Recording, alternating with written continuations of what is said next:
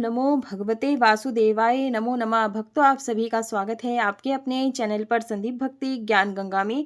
आज की इस वीडियो में मैं आपके साथ शेयर करने वाली हूँ आमलकी एकादशी की रंग भरनी एकादशी की व्रत कथा कहानी को।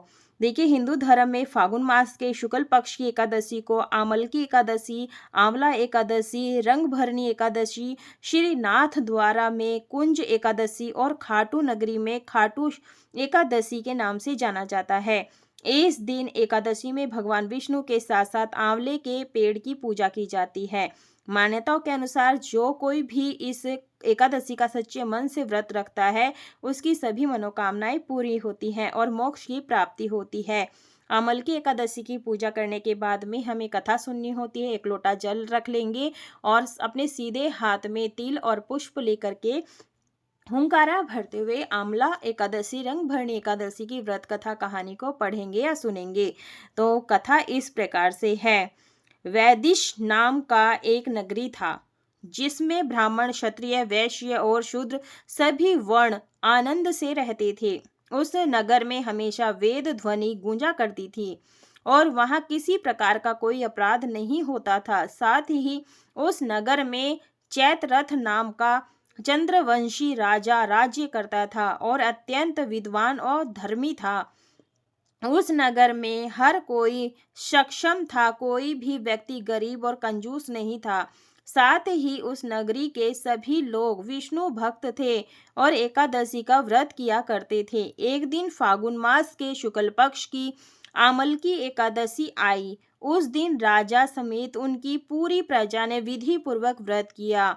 राजा ने अपनी प्रजा के साथ मंदिर में जाकर पूर्ण कुंभ स्थापित करके धूप, दीप, नैवेद्य, पंचरत्न आदि से आंवले का पूजन किया और साथ में ये स्तुति की, हे धात्री आंवले का पेड़, तुम ब्रह्मा स्वरूप हो। ब्रह्मा जी ने तुम्हें उत्पन्न किया है और सभी पापों का नाश करने वाले हो।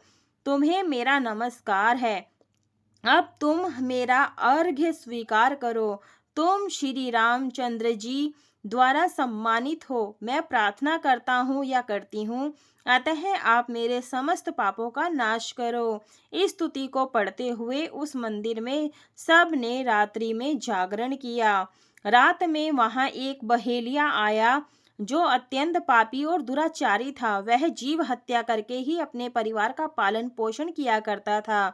उस दिन वह भूख और प्यास से अत्यंत व्याकुल था। वह इस जागरण को देखने के लिए मंदिर के कोने में बैठ गया और विष्णु भगवान तथा एकादशी महात्म्य की कथा सुनने लगा।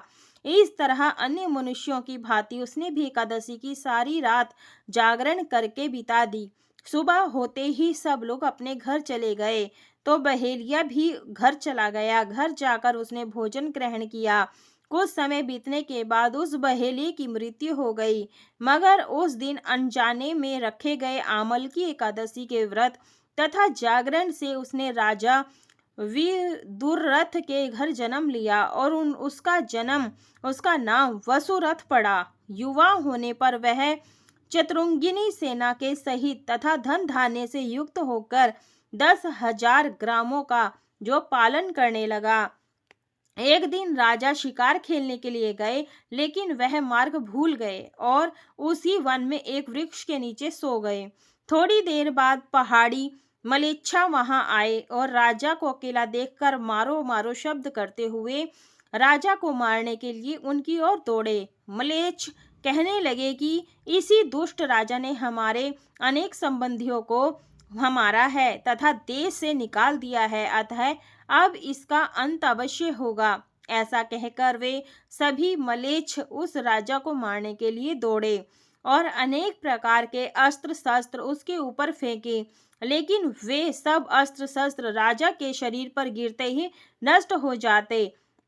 अब उन मलेच्छों के अस्त्र शस्त्र उल्टा उन्हीं पर प्रहार करने लगे थे, जिससे वह सभी मूर्छित होकर गिरने लगे। उसी समय राजा के शरीर से एक दिव्य स्त्री उत्पन्न हुई। वह स्त्री अत्यंत सुंदर थी, लेकिन उसकी भ्रिकुटी टेढ़ी थी। उसकी आंखों से लाल लाल अग्नि निकल रही थी। वह स्त्री मलेच्छों को मारने दौड़ी और थोड़ी देर में सभी मलेच्छों को उसने मार गिराया। जब राजा सोकर उठे तो उन्होंने मलेच्छों को मरा हुआ देखा और सोचने लगे कि इन शत्रुओं को किसने मारा है। इस वन में मेरा कौन हितैषी था जिसने मुझे बचाया। वह ऐसा विचार कर ही रहे थे कि आकाशवाणी हुई, हे राजा, इस संसार में विष्णु भगवान के अतिरिक्त कौन तेरी सहायता कर सकता है। इस तरह की आकाशवाणी को सुनकर राजा अत्यंत प्रसन्न हुए और अपने राज्य जाकर सुखपूर्वक रहने लगे। कहते हैं आमल की एकादशी के व्रत का प्रभाव ही था कि राजा को कुछ नहीं हुआ।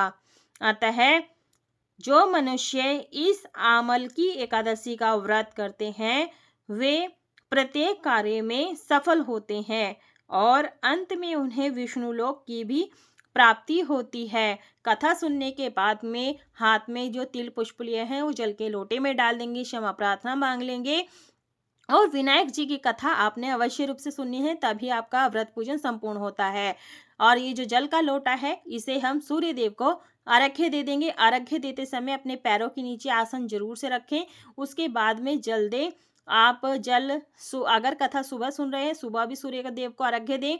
यदि आप शाम के समय प्रदोष काल में सुन रहे हैं तब भी आपने सूर्य देव को अर्घ्य देना है या चंद्रमा में अर्घ्य देना है। इसके बाद में देखिए, ओम घृणी सूर्याय नमो नमः, ओम सूर्य देवाय नमो नमः मंत्र का जाप करते हुए अर्घ्य देना है।